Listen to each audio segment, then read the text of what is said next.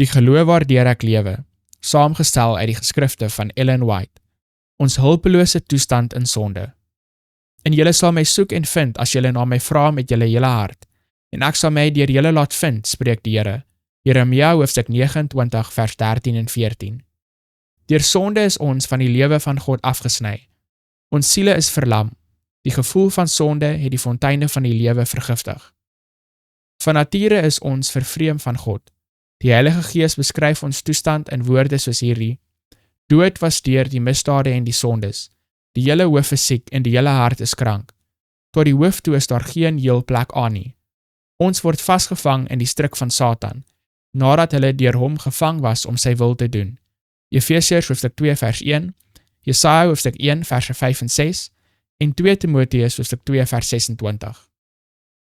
God begeer om ons te genees, om ons vry te maak, maar aangesien dit 'n algehele transformasie vereis, 'n vernuwing van ons hele natuur, moet ons onsself geheel en al aan hom oorgee.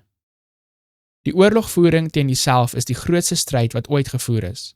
Die oorgawe van die self, die oorgawe van alles aan die wil van God, vereis 'n stryd, maar die siel moet hom aan God onderwerp voordat dit in heiligheid vernuwe kan word. Baie besef hul hulpeloosheid.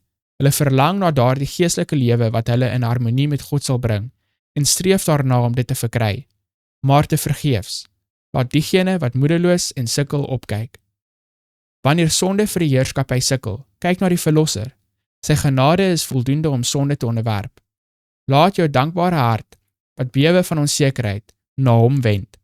Gryp die hoop wat voor jou gestel is. Sy krag sal jou swakheid help. Hy sal jou stap vir stap lei.